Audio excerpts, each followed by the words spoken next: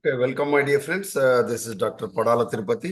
మనం ఈరోజు రీసెర్చ్ అప్టిట్యూడ్కి సంబంధించినటువంటి ముఖ్యంగా టీఏ సెట్, టీజీ సెట్గా పిలువబడేటువంటి టీఏ సెట్కి సంబంధించి కానీ యూజీసీ నెట్కి సంబంధించి కానీ ఉపయోగపడేటువంటి పరిశోధన అభిరుచికి సంబంధించి రీసెర్చ్ అప్టిట్యూడ్కి సంబంధించినటువంటి మోస్ట్ ఎక్స్పెక్టెడ్ బిట్స్ను మనం ఈరోజు విశ్లేషించుకోబోతున్నాం. గత రెండు వీడియోల్లో ప్రతి వీడియోలో 20 క్వశ్చన్స్ చొప్పున మనం చూసాం. ఈరోజు మూడవ వీడియో మనం చూడబోతున్నాం. ఇది 41 క్వశ్చన్ లో మనకు స్టార్ట్ అవుతుంది. శాంప్లింగ్ బయాస్ అకర్స్ వెన్, ఏదైతే మనకు తీసుకునేటువంటి ఈ శాంపుల్ యొక్క బయాస్ అనేటువంటిది ఎప్పుడు ఏర్పడుతుంది, ఎప్పుడు అవసరం అవుతుంది అంటే ఇక్కడ ఏమవుతుందంటే మనం డైరెక్ట్ ఆన్సర్కి వెళ్ళినట్లయితే some members of the population are less likely to be included in the sample. ఇలా ఉన్నప్పుడు శాంప్లింగ్ బయాస్ అనేటువంటిది మనకు అవసరమవుతుంది.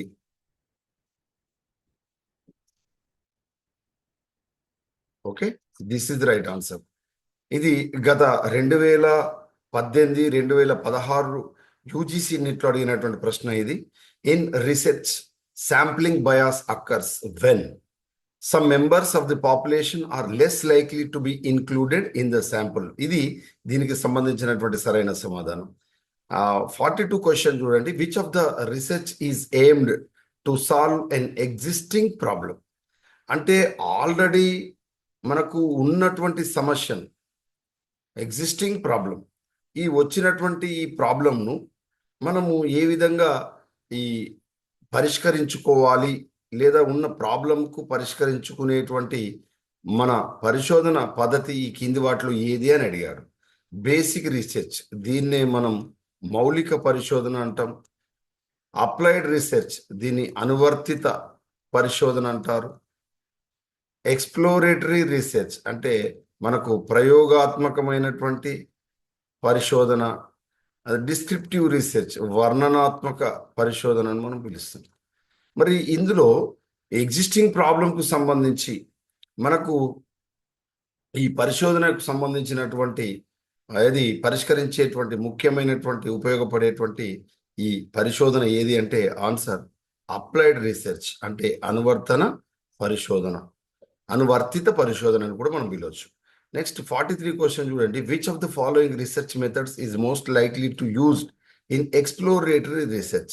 అంటే మనకు ఏదైతే ప్రయోగాత్మకమైనటువంటి పరిశోధనలు ఏదైతే ఉన్నాయో ఆ ప్రయోగాత్మక పరిశోధనలు ఏది ప్రత్యేకించి మనకు ఉపయోగించేటువంటి పద్ధతి ఈ కింది వాటిలో ఏది, ఎలాంటి పద్ధతులు ఈ ప్రయోగాత్మక పరిశోధనకు సంబంధించినటువంటి దాంట్లో ఉపయోగిస్తాం? సర్వే పద్ధతి ఉపయోగిస్తామా, ఎక్స్పెరిమెంట్ పద్ధతి ఉపయోగిస్తామా, కేస్ స్టడీని ఉపయోగిస్తామా, కంటెంట్ను ఉపయోగిస్తామా అనేటువంటిది మనకి ఇక్కడ ఇది ఎక్స్ప్లోరేటరీ రీసెర్చ్లో మనం గమనిస్తాం. సో ఎక్స్ప్లోరేటరీ రీసెర్చ్లో మనం ఉపయోగించేది ఏంటిదంటే కేస్ స్టడీ. ఎక్స్పెరిమెంటల్ రీసెర్చ్లో చేసేది ఎక్స్పెరిమెంట్.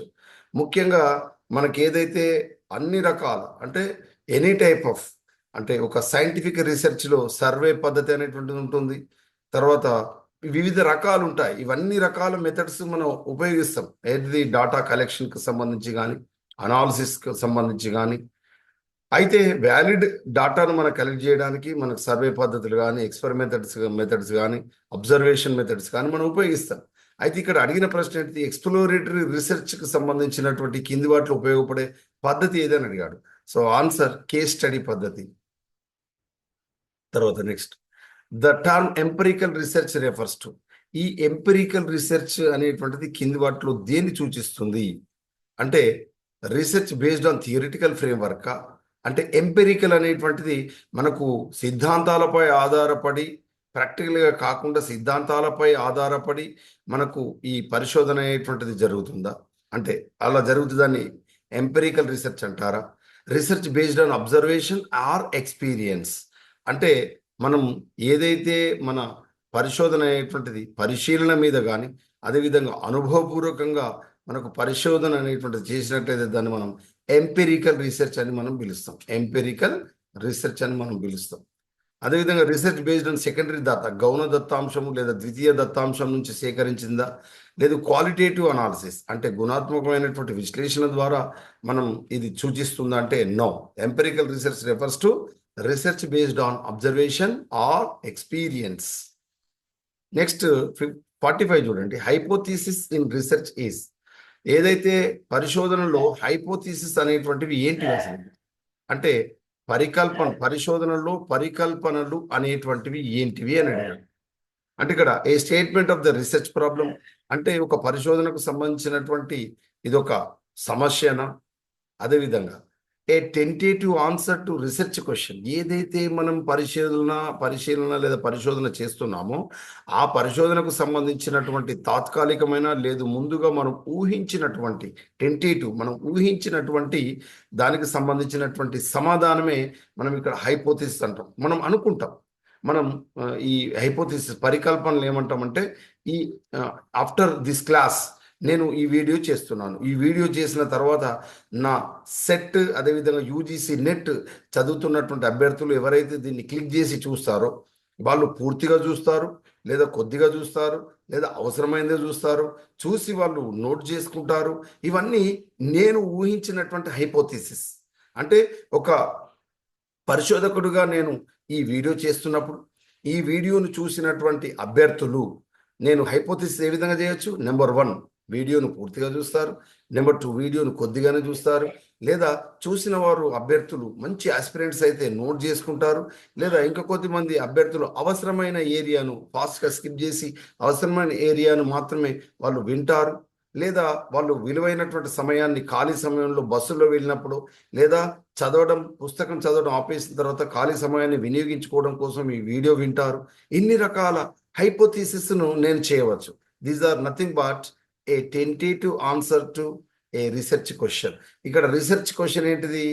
ఇక్కడ నేను ఈ వీడియో చేస్తున్నాను ఎందుకనగా, దట్ ఈస్ మై క్వశ్చన్. ఎందుకనగా అంటే ఇప్పుడు నేను చెప్పినవన్నీ that is tentative answer for this question. కాబట్టి దీన్ని మనం ఏమని పిలుస్తామంటే హైపోథిసిస్ అంటాం.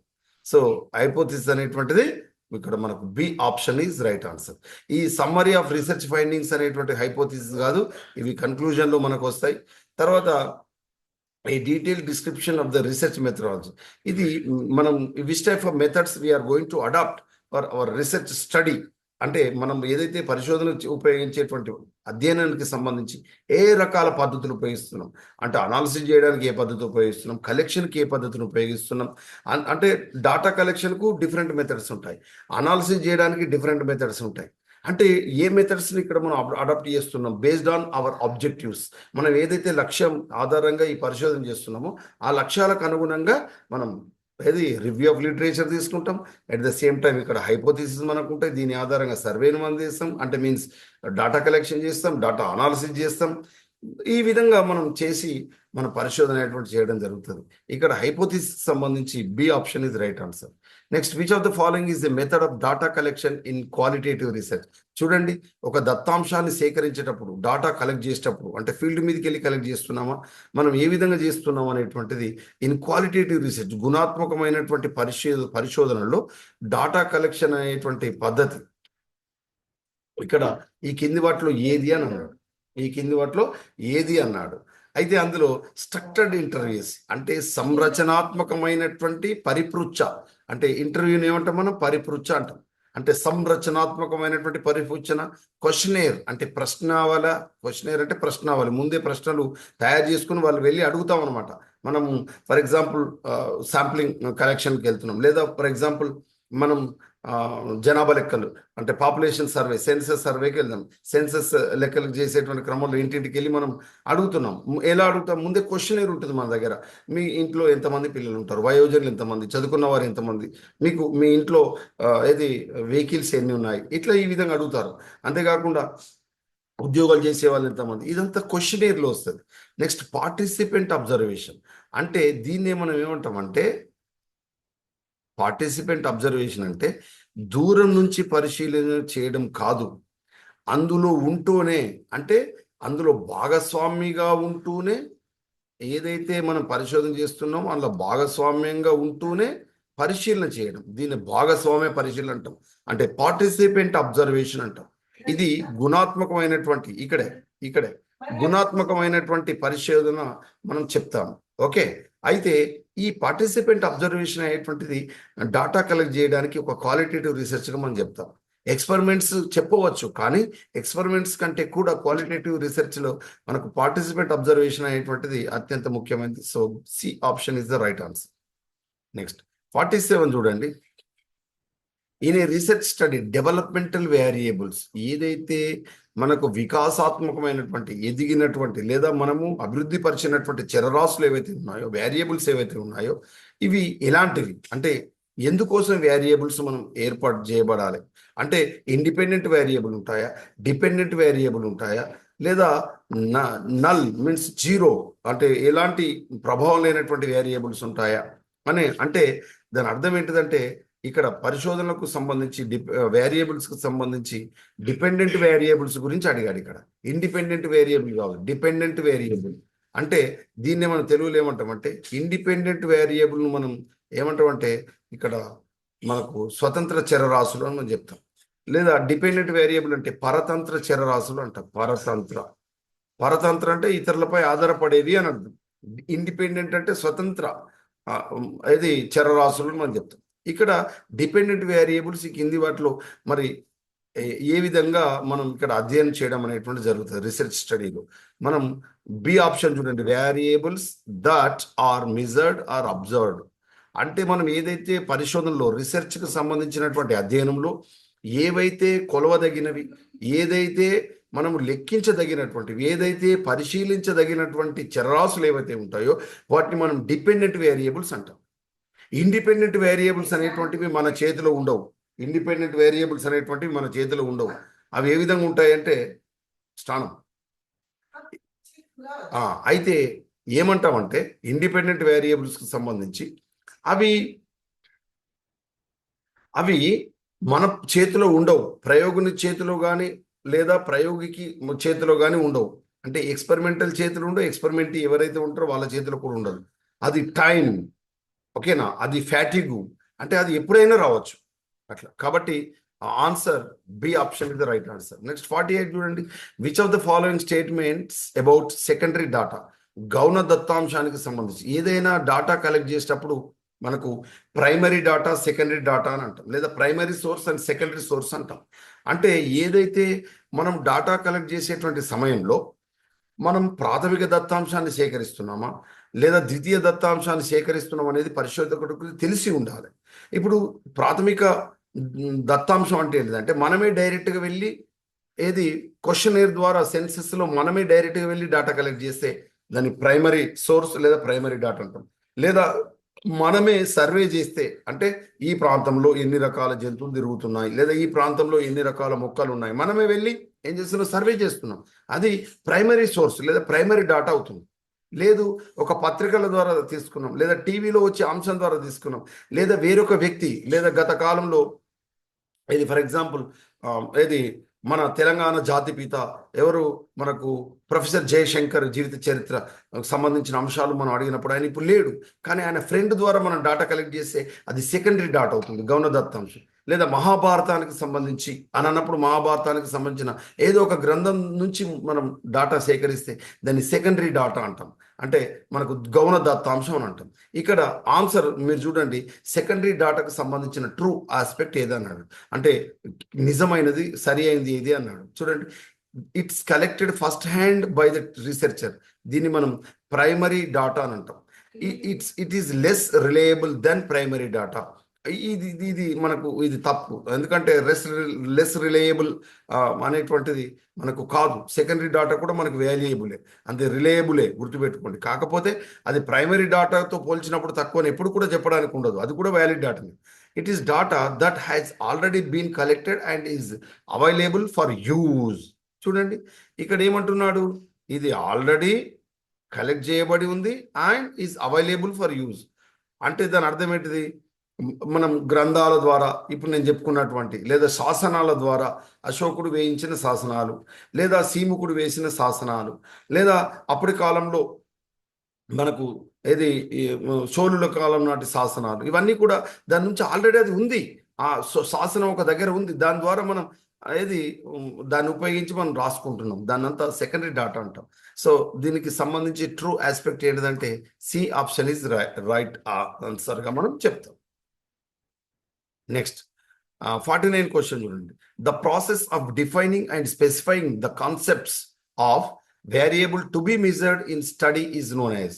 చూడండి, ఏదైతే మనకు కొద్ది ప్రత్యేకమైనటువంటి ముఖ్యంగా ఈ భావనలకు సంబంధించి ఏ భావనలు వేరియబుల్స్ టు బి మెజర్డ్ అంటే చరరాశులు అనేటువంటివి ఖచ్చితంగా లెక్కించబడతాయి లేదా కొలవగలుగుతాయి, దాని గురించి మనం చేయగలుగుతున్నాం అని అన్నప్పుడు దాన్ని మనం ఏమని పిలుస్తాం అంటే హైపోథీసిస్ టెస్టింగ్ అంటామా, అంటే పరికల్పనకు సంబంధించినటువంటి అది పరీక్షించడం అంటామా, ఆపరేషనలైజేషన్ ఇగో ఇది చర్యాత్మకమైనటువంటి అంశం. ఇది ముఖ్యంగా ప్రత్యేకించి చరరాశులకు సంబంధించి ఈ చరరాశులు అవి ఉపయోగించడం అనమాట, వాటి గురించి ప్రత్యేకించి వివరించడం, వాటికి సంబంధించి ఏమని పిలుస్తామంటే ఆపరేషనలైజేషన్ పిలుస్తాం. శాంప్లింగ్ అంటామా, డాటా అనాలిసిస్ అంటామంటే కాదు, operationalisation is the right answer. The process of defining and specifying the concepts of variable to be measured in a study known as operationalisation. అంటే ఏవైతే డిపెండెంట్ వేరియబుల్స్ ఇండిపెండెంట్ వేరియబుల్స్ ఉన్నాయో లేదా అవి independent dependent కాకుండా zero variables ఉంటాయి, ఈ వేరియబుల్స్కు సంబంధించి మనం వర్ణించడం వివరించడం ప్రత్యేకమైన భావనలు వాటికి సంబంధించినటువంటివి ఏదైతే మనం లెక్కిస్తున్నామో ఈ మొత్తం ప్రాసెస్ని కలిపి ఏమంటామంటే ఆపరేషనలైజేషన్ అంటాం. ఇక next question, which of the following is the characteristic of a good research question. అంటే ఏదైతే మనకు పరిశోధనకు సంబంధించి ఒక మంచి ప్రశ్నగా ఈ కింది వాటిలో దేన్ని మనం భావిస్తాం, గుడ్ క్వశ్చన్ గుడ్ రీసెర్చ్ క్వశ్చన్గా దేన్ని మనం భావిస్తాము అని అంటున్నాము. It should be broad and general, ఇది చాలా విశాలంగా ఉండాలి, ఇది సాధారణంగా ఉండాలన్నా, నో అలా ఉండకూడదు ఎప్పుడైనా సరే. It should be clear and focused, ఇది చాలా స్పష్టంగా ఉండాలి, అంతేకాకుండా అది ఏదైనా ఒక దానిపైన దృష్టి సారించబడి ఉండాలి, అంటే గోల్ ఓరియంటెడ్గా ఉండాలి. It should have multiple interpretations, అంటే అనేకమైనటువంటి దాని అర్థం ఏంటిదంటే it should have multiple interpretations, అనేక రకాలుగా దీన్ని వర్ణించదగిన విధంగా ఉండాలి ఆ క్వశ్చన్. మరి ఇక్కడ which of the following is the characteristic of a good research question అంటున్నాడు. అంటే అసలు ఇట్లా చిన్నగా ఉంటే అసలు దీనికి పరిశోధన చేయాల్సిన అవసరం లేదు కదా, ఆల్రెడీ వివరించదగుతున్నాడు, అది ఆల్రెడీ క్లియర్గా ఉంది, దాని గురించి రీసెర్చ్ ఓడి చేయాలి, అది చాలా డిఫికల్ట్గా ఉండాలి, అంటే డిఫికల్ట్ టు ఆన్సర్ ఉండాలి. It should be the research question should be difficult to answer is the right answer. Next question చూడండి, which of the following is the major disadvantages of longitudinal studies. Disadvantages అంటే దీనికి సంబంధించి ఏంటి, దీనికి సంబంధించి మనం చెప్పుకునేటప్పుడు ముఖ్యంగా డిసడ్వాంటేజెస్ ఏదైతే ఉన్నాయో అంటే మనకు లాభాలు కాకుండా నష్టాలు అంటే మీన్స్ పరిమితులు అని మనం చెప్పుకోవచ్చు. లాంగిట్యూడినల్ స్టడీస్కి సంబంధించి మనం చూసినప్పుడు రైట్ ఆన్సర్ మనం చూసినప్పుడు దే ఆఫెన్ చూడండి, they often require more time and resources. ఎందుకంటే దీర్ఘకాలికమైనటువంటి పరిశోధనలు లాంగిట్యూడినల్ చాలా కాలం పాటు సుదీర్ఘకాలం పాటు చేసే పరిశోధనకు సంబంధించి ఎక్కువ సమయం అవసరం అవుతుంది, ఎక్కువ వనరులు కూడా అవసరం అవుతాయి. ఇది దీనికి సంబంధించిన డిసడ్వాంటేజెస్, మిగతావన్నీ కాదు. చూడండి, they are less detailed than cross sectional studies, they cannot track change over time, they are less reliable in establishing casual relationship. కాబట్టి డిసడ్వాంటేజెస్ ఏంటంటే C option is the right answer. Next 52 చూడండి, which of the following is not a type of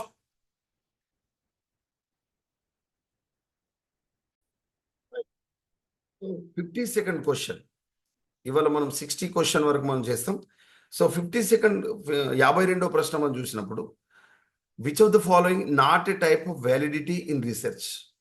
అంటే ఏదైతే పరిశోధనకు సంబంధించినటువంటి సప్రమాణాత్మకమైనటువంటిది కానిది ఏది అని అడుగుతున్నారు ఈ కింది వాటిలో. అంటే వ్యాలిడిటీకి సంబంధించి మనం తీసుకున్నప్పుడు సప్రమాణతకు సంబంధం లేనిది అని అడుగుతున్నాడు. అంటే కంటెంట్ వ్యాలిడేబిలిటీ, కన్స్ట్రక్ట్ వ్యాలిడేబిలిటీ, అదేవిధంగా ఎకలాజికల్ వ్యాలిడిటీ అనేటువంటిది మనకు వ్యాలిడిటీకి సంబంధించినటువంటి సబ్ ఆస్పెక్ట్స్ అన్నమాట. అంటే ఉప అంశాలుగా మనం చెప్పుకుంటాం సప్రమాణాత్మకత. అంటే వ్యాలిడి ఏదేని ఒక మనకు పరిశోధనకు సంబంధించి అంటే వ్యాలిడిటీ సప్రమాణాత్మక సంబంధించి కంటెంట్ వ్యాలిడిటీ ఉంటుంది, కన్స్ట్రక్ట్ వ్యాలిడిటీ ఉంటుంది, ఎకలాజికల్ వ్యాలిడిటీ ఉంటుంది. సో లేనిది ఏంటిది అంటే నాట్ కానిది ఏంటిది స్టాటిస్టికల్ వ్యాలిడిటీ. ఇగో ఇది చెందనిది అంటే సప్రమాణాత్మక చెందనటువంటి అంశం. చెందనిది అన్నాడు కాబట్టి ఇది ఆన్సర్. నెక్స్ట్ 53 క్వశ్చన్ చూడండి. In research methodology the term operational definition refers to. ఇది ఇప్పటి వరకు 8 సార్ల నేను చేసినటువంటి ముందు వీడియోల్లో ఈ క్వశ్చన్ ఉందండి. ఆపరేషనల్ డెఫినేషన్కు సంబంధించి అంటే పరిశోధనకు సంబంధించినటువంటి విధానంలో రీసెర్చ్ మెథడాలజీకి సంబంధించి మనం తీసుకున్నప్పుడు ఈ రీసెర్చ్ మెథడాలజీలో ఆపరేషనల్ డెఫినేషన్ అనేటువంటిది దేన్ని సూచిస్తుంది అంటే a general explanation of a concept, ఒక భావనను వివరిస్తుందా. A specific application how to measure variable, ఒక చరరాశికి సంబంధించి దాన్ని ఏ విధంగా వివరించాలి, ఎట్ ద సేమ్ టైం ఒక ప్రత్యేకంగా వివరించడమే కాకుండా దాన్ని ఏ విధంగా లెక్కించాలని సూచిస్తుందా. The overall design of the research, ఒక పరిశోధనకు సంబంధించినటువంటి ఏది ప్రణాళికను చూపిస్తుందా. ద హైపోథిసిస్ బీయింగ్ టెస్టెడ్, అంటే మనకి ఏదైతే పరికల్పన ఉందో ఆ పరికల్పనను మనకు ఏది మనకు పరీక్షించదలిసిందా. ఆపరేషనల్ డెఫినేషన్ అంటే చూడండి ఇక్కడ a specific explanation of how to measure a variable. So ఇది దీనికి సంబంధించినటువంటి సరైన సమాధానం. A specific explanation of how to measurable a variable. Next చూడండి. In which of the following research types is primarily concerned with the discovery of new facts or the reanalysis of existing facts. Already ఉన్నటువంటి సత్యాలకు సంబంధించి మనం తీసుకున్నప్పుడు వాటిని రీఅనాలిసిస్ చేయడం, ఏదైతే వాటి ఆధారంగా కొత్త సత్యాలను కనుగొన్నా కానీ లేదా రీఅనాలిసిస్ ఆఫ్ ఎగ్జిస్టింగ్ ఫ్యాక్ట్స్, తిరిగి దాన్ని ఉన్నటువంటి సత్యాలను అనాలిసిస్ చేయడం అనేటువంటిది దానికి సంబంధించి పరిశోధనలో ఏది తెలియజేస్తుంది అంటే వర్ణనాత్మక పరిశోధన చేస్తుందా, ప్రయోగాత్మక పరిశోధన చేస్తుందా, విశ్లేషణాత్మకమైన పరిశోధన చేస్తుందా, మౌలికమైన పరిశోధన చేస్తుందా. అంటే ఆన్సర్ ఇక్కడ అనలైటికల్ రీసెర్చ్, విశ్లేషణాత్మక పరిశోధన దీనికి సరైన సమాధానంగా మనం చెప్తాం. మొదటిది వర్ణనాత్మక, రెండవది ప్రయోగాత్మక, మూడవది విశ్లేషణాత్మక, నాలుగవది మౌలిక. అంటే మనకు కొత్త ఏది సత్యాలను కనుగొనడం లేదా ఉన్న సత్యాలను తిరిగి విశ్లేషణ చేయడం అనేటువంటిది మనకు అనలైటికల్ రీసెర్చ్కి సంబంధించినటువంటి అంశం. Next the purpose of null hypothesis. ఇది లేకుండా మీ సెట్ కానీ నెట్ కానీ ఎగ్జామినేషన్ పేపరే ఉండదండి. Null hypothesis, the purpose of null hypothesis in research is. అయితే క్వశ్చన్ ఇదే ఉండదు కానీ నల్ హైపోథిసిస్ అనే పాయింట్ ఉంటుంది, అభ్యర్థులు గమనించాలి. ఇక్కడ క్వశ్చన్ ఏమడిగాడు, నల్ హైపోథిసిస్ యొక్క ప్రాధాన్యం ఏంటిది, దాని అవసరం ఏంటిది, అది ఎందుకు ఉపయోగపడుతుంది అని అడిగాడు. Direct answer show that there is no relationship between variable. So purpose అన్న కింది వాటిలో వాట్ ఈస్ నల్ హైపోథిసిస్ అన్న ఆన్సర్ ఇదే అవుతుంది. ఏంటిది, there is no significance relation, there is no significance difference between two variables, or there is no relationship between two variables అని అన్నప్పుడు అది నల్ హైపోథిసిస్ ను సూచిస్తుంది. నెక్స్ట్ 56 చూడండి. Which of the following is the probability sampling. అంటే ఏదైతే probability sampling కి సంబంధించిన ఇక్కడ మనకు టెక్నిక్ కింది వాటిలో ఏది అడుగుతున్నాడు, convenient sampling, judgemental sampling, quota sampling, systematic sampling. అంటే ఆన్సర్ సిస్టమేటిక్ శాంప్లింగ్. అసలు ఈ క్వశ్చన్ లేకుండా కూడా మీరు గమనించండి, అభ్యర్థులు ఎగ్జామ్లో ప్రాబబిలిటీ శాంప్లింగ్ అడుగుతాడు, నాన్ ప్రాబబిలిటీ శాంప్లింగ్ అడుగుతాడు. అంటే ఇక్కడ మనకు అడిగిన క్వశ్చన్ ఏంటిది, ప్రాబబిలిటీ శాంప్లింగ్ని కింది వాటిలో ఏది సూచిస్తుందని అడుగుతున్నాడు. అంటే శాంప్లింగ్ మెథడ్ సంబంధించి సిస్టమేటిక్ శాంప్లింగ్ అనేటువంటిది ప్రాబబిలిటీ శాంప్లింగ్కి సంబంధించింది. మరి మిగతా మూడు దేనికి సంబంధించినవి, అభ్యర్థులు ఇట్లా చదవాలి. ఈ convenient sampling, judgemental sampling, quota sampling అనేటువంటిది నాన్ ప్రాబబిలిటీ శాంప్లింగ్కి సంబంధించి. కాబట్టి ఇది అభ్యర్థులు డెఫినెట్గా ఈ క్వశ్చన్ రేపటి మీ సెట్ పేపర్లో ఉంటుంది. 57 చూడండి. ఇన్ రీసెర్చ్ ఎథిక్స్, ఏదైతే పరిశోధనాత్మక నైతికమైనటువంటి పరిశోధనకు సంబంధించి మనం తీసుకున్నప్పుడు ఇన్ఫార్మ్డ్ కన్సెంట్ అనేటువంటిది దేన్ని తెలియజేస్తుంది, ఈ కింది వాటిలో ఏది అని అడుగుతున్నాడు. ఇన్ఫార్మ్డ్ కన్సెంట్ అనేది నైతిక పరిశోధనకు సంబంధించి ఏది అని అడుగుతున్నాడు. ఇందులో డైరెక్ట్ ఆన్సర్కి మనం వెళ్ళిపోయినప్పుడు the process of getting permission from a participant after they are fully informed about the research. ఏదైతే మనం ఒక డాటాను మనం తీసుకుంటున్నామో లేదా ఒక ముందు చేసినటువంటి పరిశోధనకు సంబంధించినటువంటి నుంచి ఈ దత్తాంశాన్ని మనం తీసుకున్నప్పుడు లేదా దానికి సంబంధించిన ఏ కొద్ది సమాచారం తీసుకున్న వాళ్ళకు ముందే ఇన్ఫార్మ్ చేసి వాళ్ళ పర్మిషన్ తోటి డాటాను వాళ్ళ దగ్గర నుంచి మనం పొందినట్లయితే దాన్ని ఇన్ఫార్మ్డ్ కన్సెంట్ అని అంటాం. ఇది పరిశోధన నైతిక పరిశోధనలో ఒక భాగం. నెక్స్ట్ 58 క్వశ్చన్ చూడండి. అసలు ఈ బిట్ లేకుండా మీ యూజీసీ నెట్ కానీ టీజీ సెట్ ఎగ్జామ్ లేదండి. Which of the following statements best describe X post facto research? X post facto research అనేటువంటిది యూజీసీ నెట్లో ప్రతి యూజీసీ నెట్ పేపర్లో ఉందండి. టీజీ సెట్లో ప్రతి పేపర్లో ఎక్స్పోర్ట్ ఫ్యాక్టో రీసెర్చ్ అనే క్వశ్చన్ కనబడుతుందండి. మరి ఈ ఎక్స్పోర్ట్ ఫ్యాక్టో అనేటువంటిది ఈ కింద ఇచ్చిన స్టేట్మెంట్స్లో వాక్యాలలో ఏది బాగా వివరిస్తుంది? కరెక్ట్ చూడటంలో అయ్యే స్టేట్మెంట్ ఈ కింది వాటిలో ఏదైనా అడుగుతున్నాడు. డైరెక్ట్ ఆన్సర్కి వెళ్ళిపోదాం చూడండి. Research conducted after the fact based on pre existing data. Already pre existing data ఏదైతే ఉందో దాన్ని ఆధారంగా చేసుకొని ఒక పరిశోధన మనం కండక్ట్ చేసేటువంటి ఏది ఈ సత్యానికి సంబంధించి మనం సూచించేటువంటి దాన్ని మనం ఏమంటామంటే ఎక్స్ పోస్ట్ ఫ్యాక్ట్ రీసెర్చ్ అని మనం పిలుస్తాం. ఎక్స్ పోస్ట్ ఫ్యాక్టో రీసెర్చ్ అని మనం పిలుస్తాం. ఓకేనా? Research conducted after the facts based on pre existing data అంటే ఆల్రెడీ ఉన్నటువంటి దత్తాంశాన్ని ఆధారంగా చేసుకొని ఒక సత్యాన్ని మనం కనుగొనడం అనేటువంటిది దేనికి సంబంధించిందంటే ఎక్స్ పోస్ట్ ఫ్యాక్టో రీసెర్చ్ అని మనం చెప్పుకుంటాం. ఇంకా 59 question, which type of research AIIMS at establishing cause and effect relation? అంటే కాజ్ అండ్ ఎఫెక్ట్ అంటే కార్యకారణ సంబంధం ఉంటుంది. కాజ్ అండ్ ఎఫెక్ట్ ను తెలుగులో ఏమంటాం? కార్యకారణ సంబంధం. ఈ కార్యకారణ సంబంధాన్ని ఎస్టాబ్లిష్మెంట్ చేయడం అనేటువంటి దాని యొక్క ముఖ్య ఉద్దేశం ఏంటిది పరిశోధనలో అని అడిగాడు. పరిశోధనలో కార్యకారణ సంబంధాన్ని మనం ఎస్టాబ్లిష్ చేయడం ఈ యొక్క ముఖ్య ఉద్దేశం ఏంటిదని అడుగుతున్నాడు. ఏ పరిశోధనలో మనకు ముఖ్యంగా కనబడుతుందని అడుగుతున్నాడు.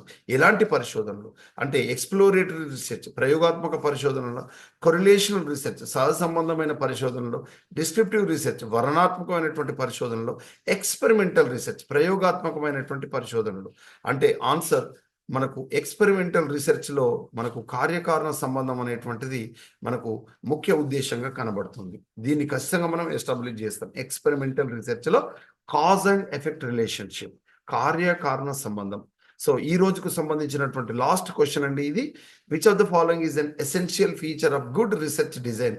అంటే ఒక పరిశోధన ప్రణాళిక అనేటువంటిది మనకు దానికి సంబంధించినటువంటి అతి ముఖ్యమైనటువంటి ఫీచర్ ఈ కింది వాటిలో ఏదని అడుగుతున్నాడు.